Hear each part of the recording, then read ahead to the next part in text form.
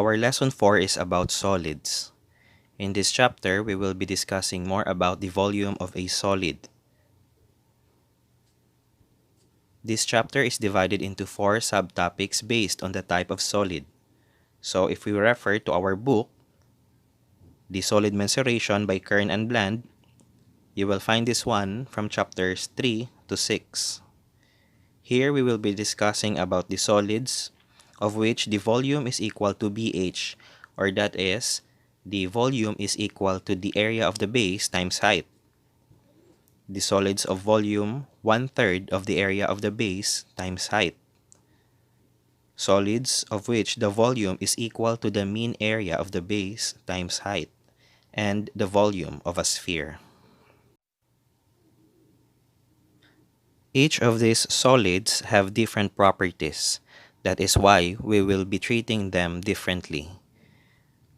For our first solid, solids for which the volume is equal to the area of the base times the height, we will be discussing the following topics.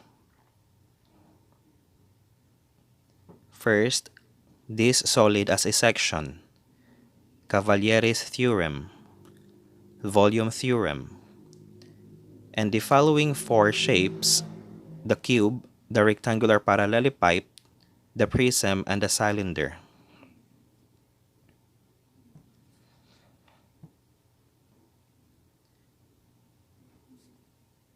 For its definition, solid is any limited portion of space bounded by surface. A section of a solid, this is the plane figure cut from the solid by passing a plane through it. In our figure, it shows that your plane M cuts the section ABCDE from the solid. This is our plane M, and it cuts the section of our shape or our solid. So, if we look at the inside of our solid, we will find the cutting plane, that is A, B, C, D, and E.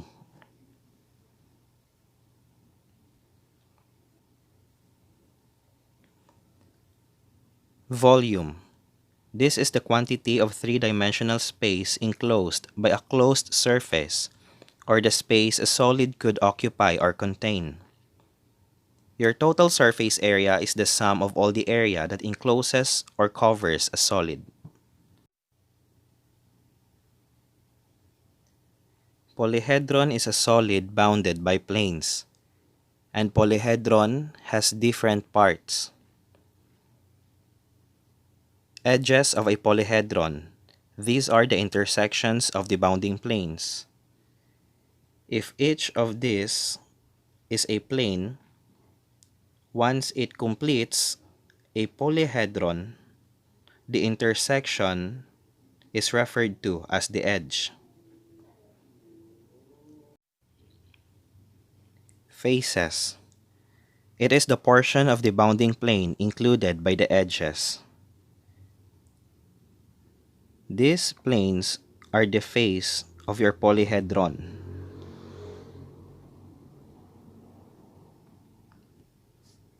Vertices. These are the intersections of the edges. If this is your edge, their intersection is referred to as the vertex.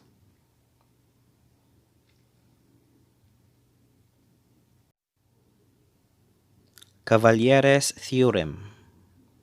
If in two solids of equal altitude, the sections made by planes parallel to and at the same distance from the respective bases are always equal, the volumes of the solids are equal. Considering these two figures here,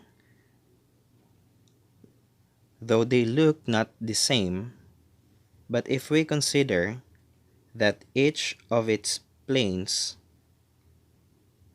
have the same value of area at the same distance from their base, then both of these figures have the same volume.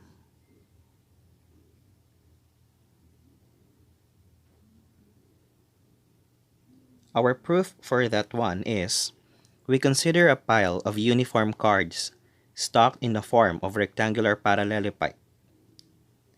In our first figure, it is being stacked upright. Then this one is being distorted, and it forms various irregular solids, but obviously the volume of the pile does not change. Going back to our first definition, if we consider planes in parallel, or planes of the same distance from the base, and if they have the same value of area, then your solids have the same volume.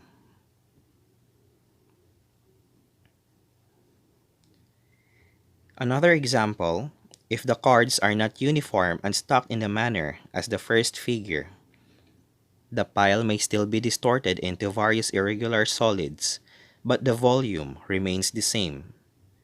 If we cut a plane, the area of those being cut are the same, from one point to another point until we reach the top of our figure.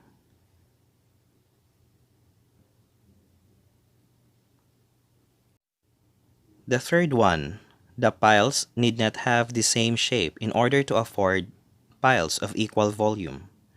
In our figure here, this one has a square base. The second one has a circular base. But based on our definition, that if we cut a section which is distance h from the base, and if these two solids have the same area on that cutting plane, then they both have the same volume. So regardless of our shape of the base, as long as the area of the cutting section is the same, then the volume is also the same. Volume theorem. If the bases of a solid are equal in area and lie in parallel planes, and every section of the solid parallel to the base is equal in area to that of the base, the volume of the solid is the product of its base and its altitude.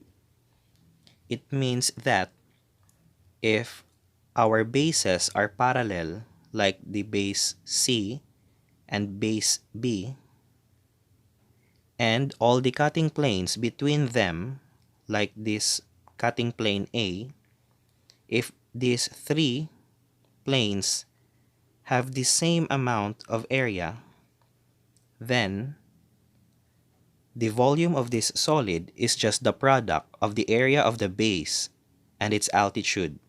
Your altitude is the total height of your solid.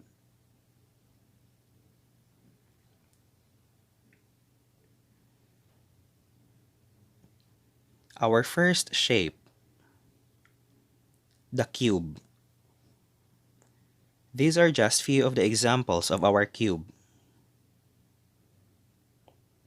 If we consider this as our figure, by definition, a polyhedron whose 6 faces are all squares. In our figure here, this is a cube, since its faces are all squares.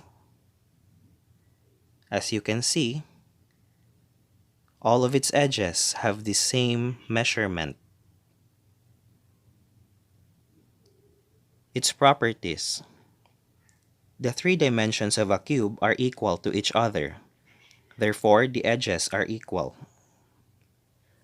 All the faces of a cube are congruent squares.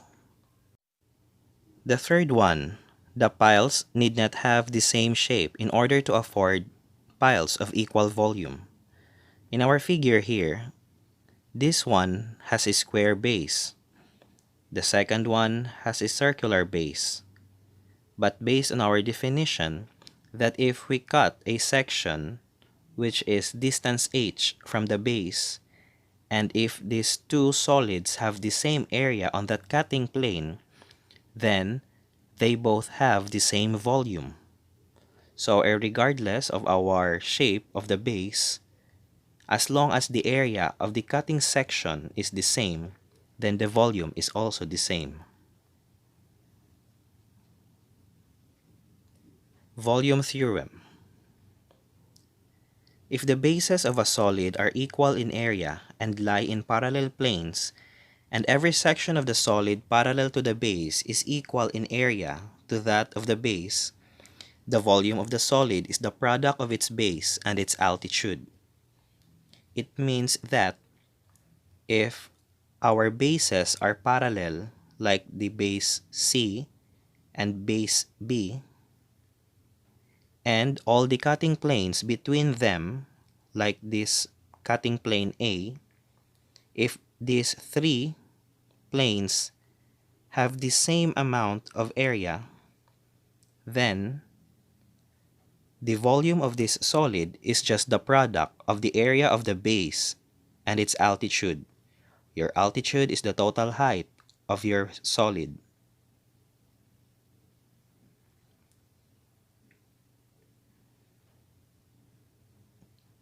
Our first shape, the cube. These are just few of the examples of our cube. If we consider this as our figure, by definition, a polyhedron whose 6 faces are all squares. In our figure here, this is a cube, since its faces are all squares. As you can see, all of its edges have the same measurement. Its properties. The 3 dimensions of a cube are equal to each other. Therefore, the edges are equal. All the faces of a cube are congruent squares. The formula of our cube. Its volume is equal to the area of the base times the height. Since our area here is equal to A times A, and our height is also A, so in simplified terms, your volume is equal to A cubed.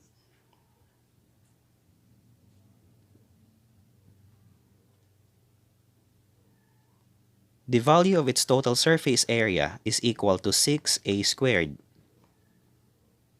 where A is the length of the edge, and we multiply it by 6 because your cube has 6 faces. Let us take this one as an example. A factory has an order for 1,000 glass paper weights, each to be in the form of a cube. If this order requires 8,000 cubic inches of glass, what is the surface area of one of the paper weights?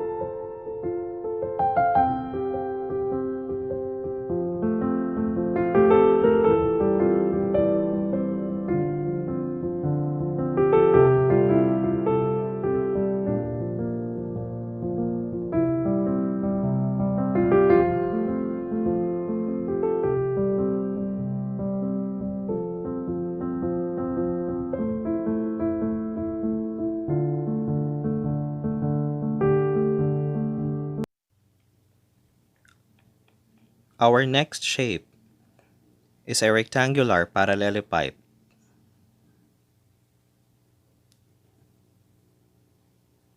It is a polyhedron whose 6 faces are all rectangles. Parallel edges are equal. These are your parallel edges. Opposite lateral faces are equal and parallel. Any two opposite faces may be taken as the bases. Its formula is the same with our cube, except that the area of its base is considered as a rectangle. Here, your length times width times height refers to the length of your edges, or as shown in our figure. Its total surface area is equal to 2 times the sum of length times width height, and the width times height, wherein your length, width, and height are the lengths of the edges.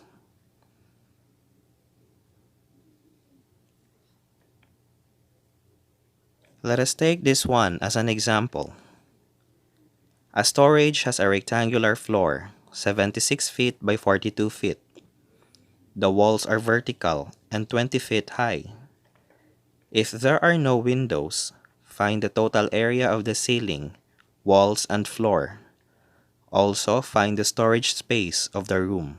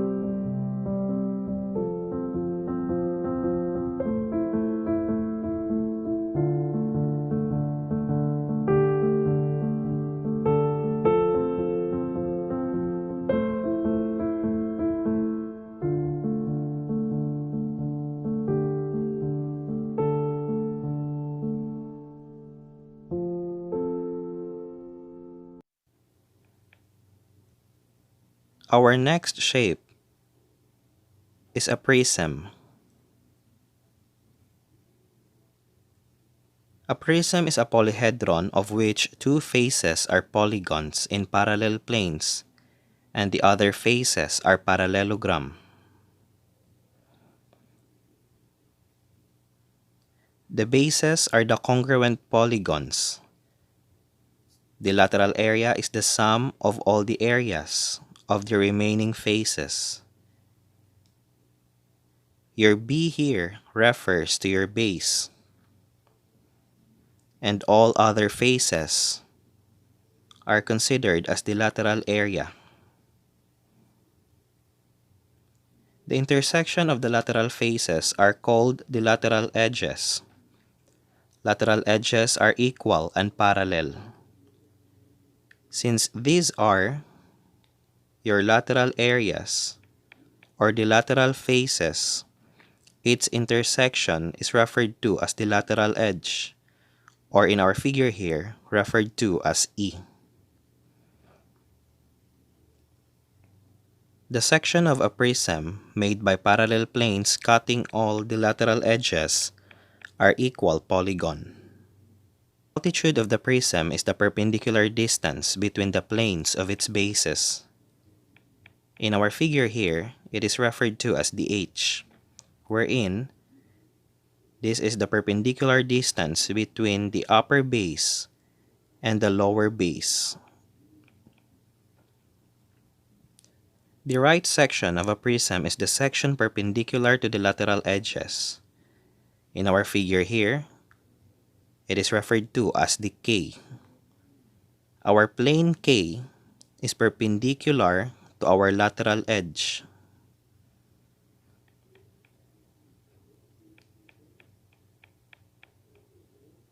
The right prism is a prism whose lateral edges are perpendicular to its base. Its lateral faces are rectangles.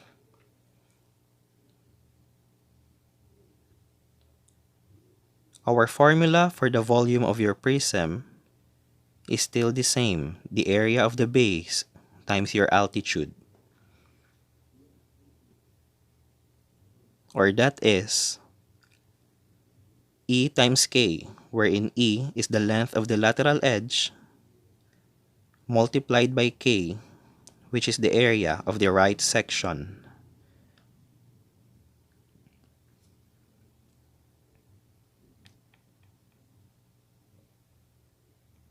For its lateral area, we will use the formula E times PB, wherein your E is the length of the lateral edge, and PB is the perimeter of the base.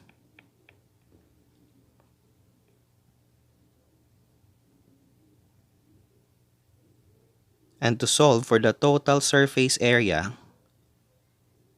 we will sum up the lateral area and the areas of the base.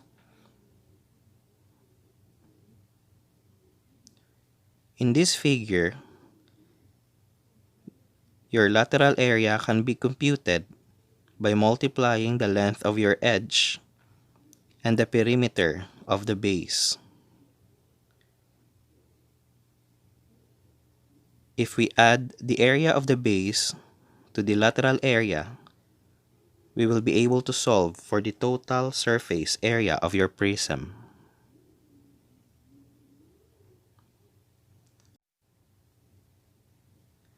Let us take this one as an example. A trough is formed by nailing together, edge to edge, two boards 11 feet in length, so that the right section is a right triangle. If 15 gallons of water are poured into the trough, and if the trough is held level so that the right section of the water is an isosceles right triangle, how deep is the water?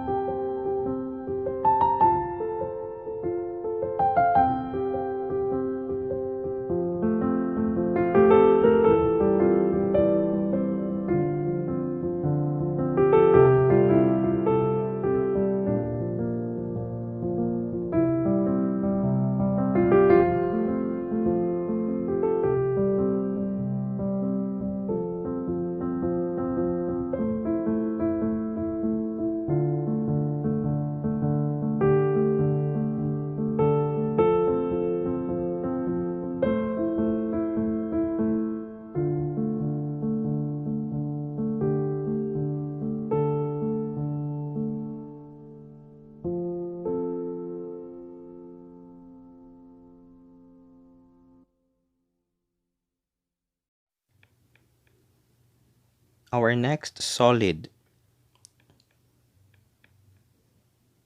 is a circular cylinder. A cylinder with circular bases. Its properties: the bases of a cylinder are equal. The altitude of the cylinder is the perpendicular distance between the bases. If these are the bases of our circular cylinder, the perpendicular distance between them is the altitude h. Every section of a cylinder parallel to the base has an area equal to that base.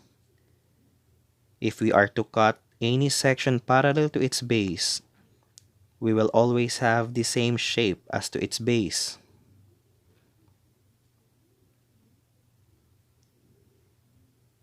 The formula of our right circular cylinder is the same with our previous solids. That is, the area of the base times the altitude.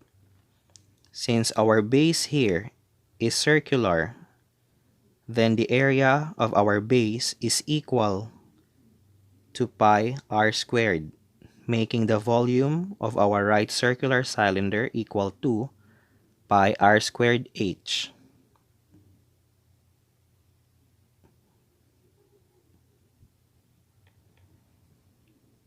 For the value of our lateral surface area,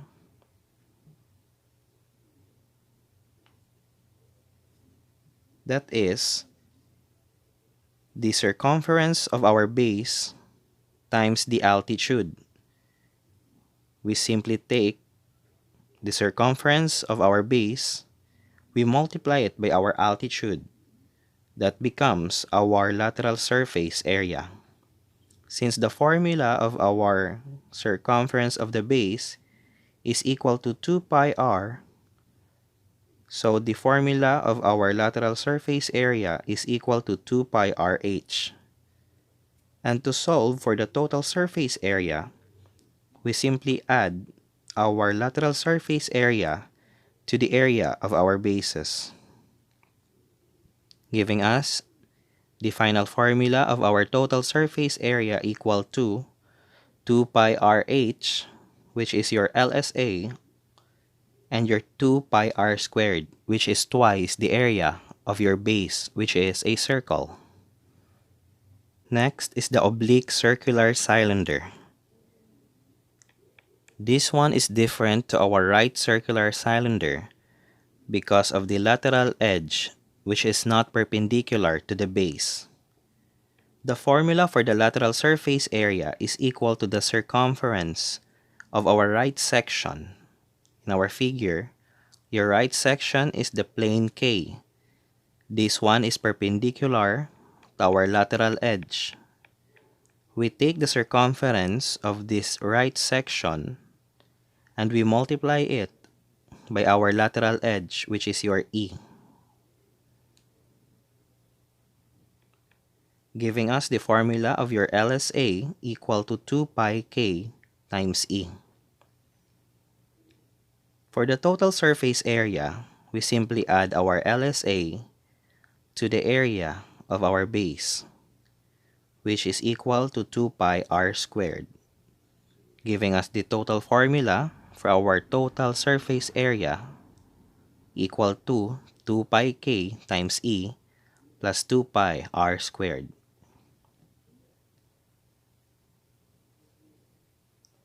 Let us take this one as an example. A pole in a form of a circular cylinder of altitude 18 feet and diameter of right section 0.4 feet has a base whose largest dimension is 0.5 feet. If the pole rolls until it has covered an area of level ground equal to that of 1 acre, how many revolutions will it make?